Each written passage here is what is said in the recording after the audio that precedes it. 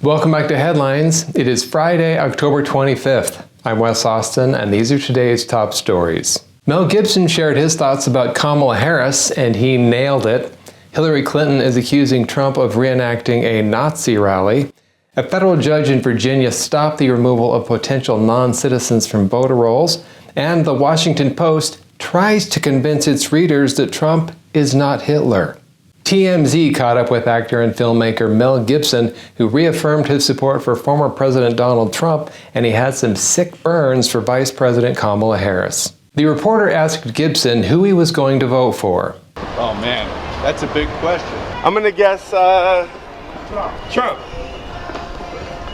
Is that a bad guess? I think it's a pretty good guess.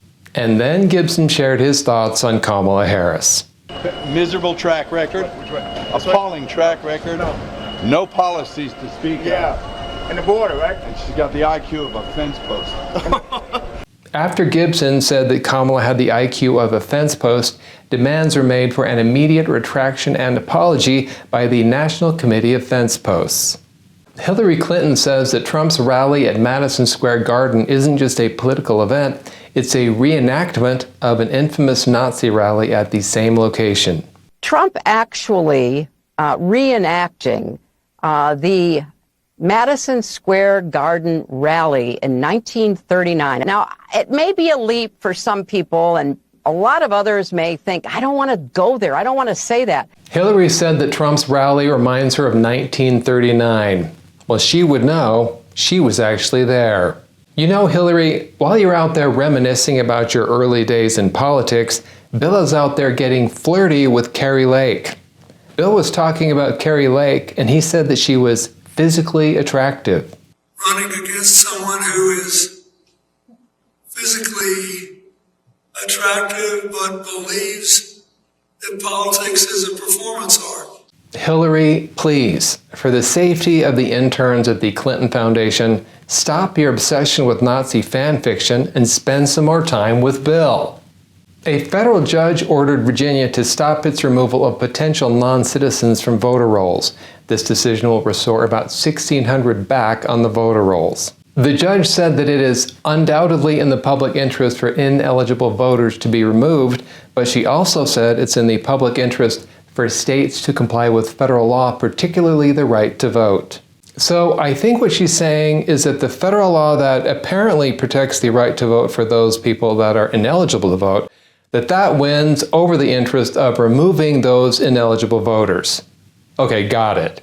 The judge ruled that Virginia's recent voter roll maintenance violated federal law as it was conducted too close to Election Day, disrupting the 90-day quiet period required by the National Voter Registration Act. This decision follows a Department of Justice lawsuit against Virginia, aiming to stop the removal of ineligible voters. If this ruling proves anything, it's that the only crime worse than voter fraud is attempting to prevent it.